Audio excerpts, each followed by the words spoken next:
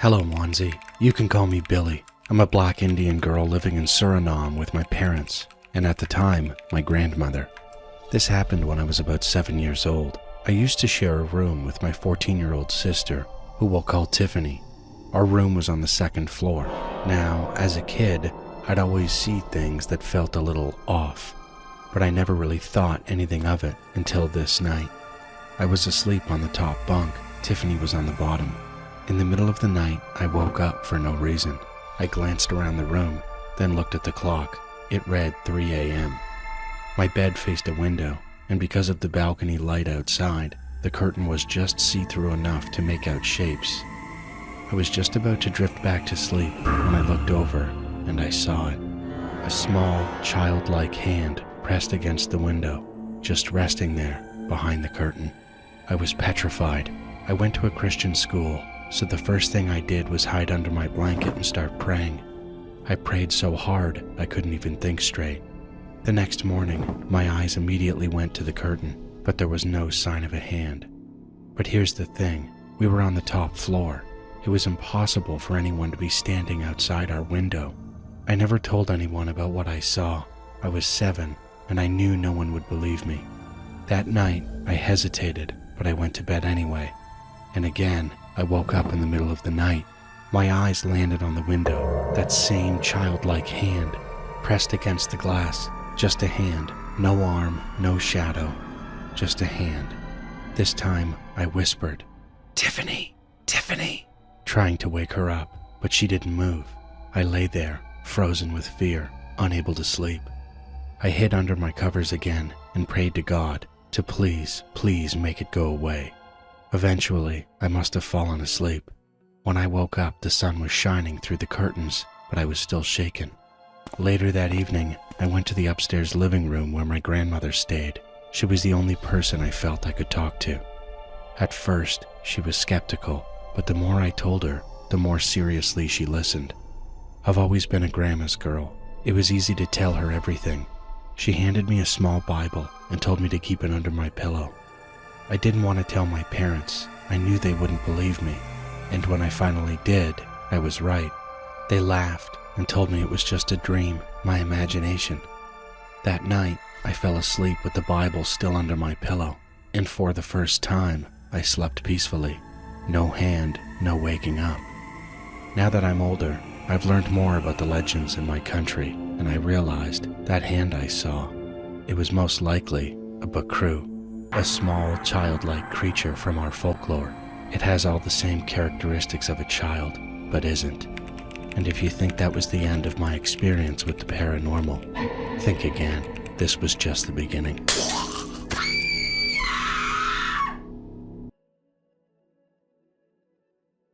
My name is Carol, and I want to share with you a true story that has haunted me since 2010, when I was just 14 years old. Back then, I lived in a quiet apartment complex called Questons Avenue. It had 5 buildings. I lived in the B building on the first floor. Directly across from my building was the D building, where I used to attend tuition classes. And just beside the D building, there was a small, obscure security door. It was always closed. I had never seen anyone use it. It felt like it had been forgotten. By the residents, by the guards, by everyone. My daily routine was uneventful. I'd leave for class around 4:30 p.m., and by 6:30, I'd be on my way home.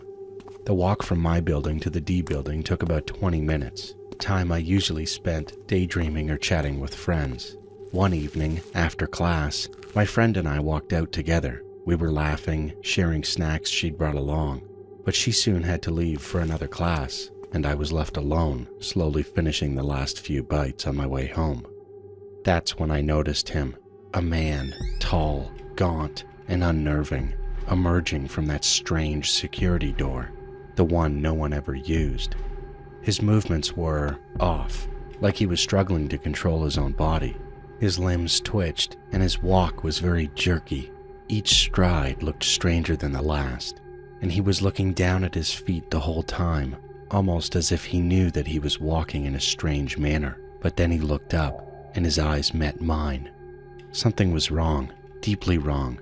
His face was unsettling. His eyes were too wide apart, and his jaw hung at a crooked angle, like it wasn't aligned with the rest of his face. He stared at me. I tried to ignore him, focused on my snack, but then he moved. He didn't just walk toward me, he lurched, and his slow stagger turned into a predatory stride. Before I could react, he was right behind me, yanking my bag with so much force it nearly pulled me off balance. I spun around. My heart felt like it was trying to escape my chest. Up close, he was horrifying. Those same wide, bulging eyes, that distorted jaw, and a twisted grin full of something I can only describe as malice. "Do you have any money in your bag?" he asked. His voice was a low, gravelly rasp that made my skin crawl. No, I don't. I stammered, my hands shaking. He didn't blink. He stared, deep and cold. Then his eyes darted to the nearby benches, where a few people had started watching us. Their concerned expressions seemed to break the spell for a moment. That's when he laughed, but not like a normal person. It was a hollow, mocking laugh, like something pretending to sound human. "Why are you so scared?" That was enough for me. I yanked my bag from his grip and ran. I ran as fast as I could back to my building, all the way to my front door. When I got home, I was out of breath and terrified. I told my parents everything. They were horrified and told me that if I ever saw the man again, I was to call them immediately. They wouldn't hesitate to report him, but I never saw him again. A few days later, one of my friends said she saw the same man I described. She thought he might have been drunk, considering there were a few liquor shops nearby. She said that after I left, his face turned pale and he stumbled back to that same security door, the one he came out of, and then vanished. To this day, I don't know who he was or what he wanted, but that image of his face, that moment he grabbed my bag, still lingers in my mind.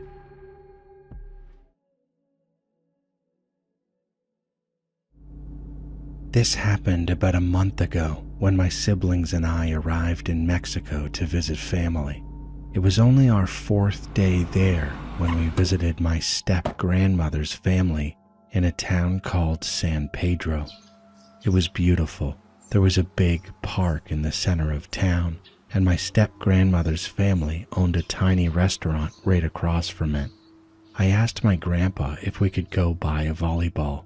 He said yes, so we went out, bought one, and came back. That's when we were introduced to our step-cousin. Let's call her Rose. She was super friendly and offered to show us around. She led us to the volleyball nets in the park. The court had a big net around it so the ball couldn't go flying off, and there were other people playing behind us. We started a game and we were having fun until my little sister pointed something out. She said there was a guy walking around the court and that he had been waving at her earlier. I looked over and saw him sitting on a bench outside the court, close to where we were playing.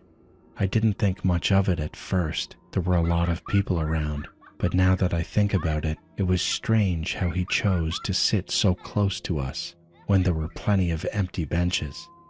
The time was 10:34 p.m. when we decided to head back to the restaurant.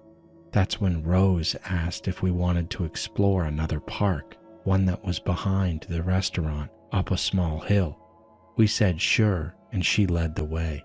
As we were walking uphill, Rose stopped to point out the mountains that surrounded San Pedro. She started telling us stories about how she'd climbed them all before, and we all listened as we kept walking. When we got to the second park, we were still getting to know Rose. It was our first time meeting her after all. But my brother started acting off. While we all sat on the grass, he stood. He didn't say why, but looking back, it makes sense now. While we were chatting, my little sister suddenly asked, "Did you guys see that guy too?" We all looked at her. "The guy from the volleyball court," she said. "He was waving at me." And then, just as she said it, he showed up. We all froze. He walked into the park and sat at the back, but slowly started making his way closer to us. Rose stood up and said, "Let's move." We were all aware of him now. We moved to the opposite end of the park where he had been sitting. Then he started heading in our direction once again. That's when Rose said, Run! And we did. We sprinted out of the park, running left. The guy ran right, and then he vanished. We couldn't see him anymore. I'll be honest, at first I was laughing. I thought it was all just some weird moment. My older sister laughed too, but my little sister, she was shaking, almost in tears. My brother was quiet and calm, but I could tell he was angry. I held my little sister and told her, It's okay. He didn't follow us. Rose, still catching her breath, kept saying she'd never seen that guy before. Nothing like that had ever happened to her. We decided to go back to the restaurant. Our family was there. It felt safer. But just as we turned the corner, my little sister screamed. He's right there! That's him! The guy suddenly jumped over the fence and started running full speed at us. Rose and my little sister sprinted toward the restaurant. My brother stood his ground and told me and my sister to run. But I froze. He was right there, standing in front of us. That's when it hit me. This wasn't just a weird encounter anymore. This was dangerous. I grabbed my sister's hand and my brother said, Go. He stayed behind to block the guy's path. We ran. I remember hearing my brother say, I don't want any problems.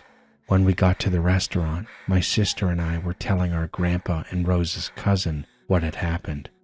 Rose was shaking as she explained everything. Her mom and my step-grandmother rushed over and asked what was going on. I checked on my little sister. She was in tears. I hugged her and told her she was safe now. Eventually, my grandpa, Rose's cousin, and my brother came back. Rose's cousin explained that the guy was yelling at my brother, claiming his house was right there where my brother had stood. But Rose's cousin said he didn't live there. He lived further away. I asked my brother if he was okay. He said yeah, but the guy tried to pick a fight and then flipped him off. But the guy didn't leave it at that. He ran across the road, tore a branch off a tree, and screamed like a maniac, staring right at us the whole time. We believed he was on something, just by the way he walked and acted, but we'll never really know. It might not sound scary to someone else, but that night left us shaking. And the worst part, he had a bag with him. And to this day, I can't stop wondering what could have been inside it. We were lucky we didn't see him again and the rest of the trip was safe, but we were always looking over our shoulder. Let this be a reminder, always be aware of your surroundings and who is watching you. My name is Theodore, and I come from Greece. I want to share a horror experience that happened about 10 years ago when I was about 11 or 12 years old.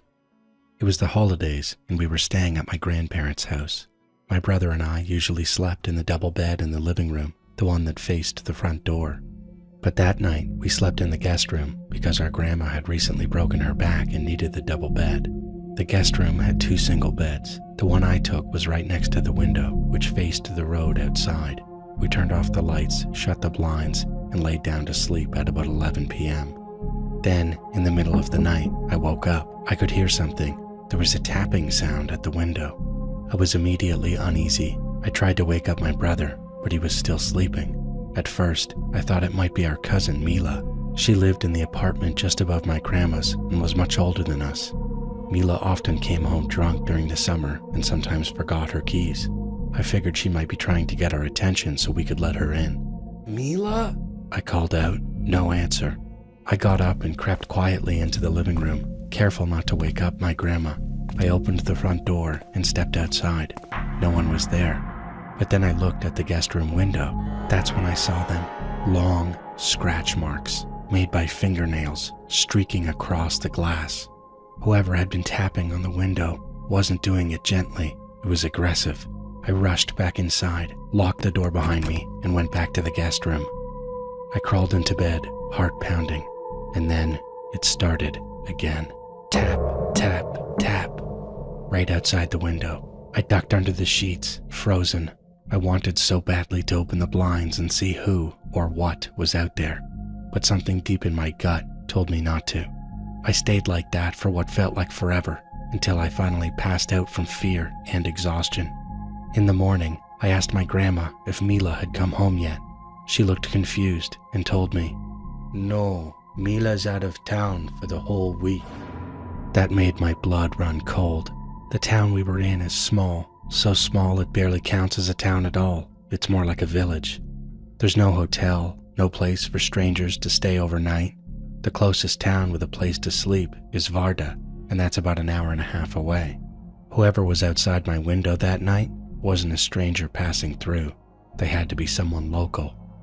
At the time, I thought it might be a prank.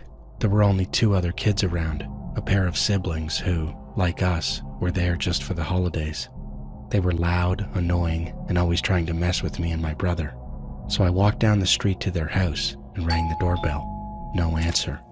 I asked one of the neighbors about them, and they told me. Oh, that family left 2 days ago. Went back to the capital. So if it wasn't Mila, and it wasn't the only other kids in town, then who was tapping on our window? To this day, I still don't know, and I'm glad I never opened those blinds. God only knows what I would have seen.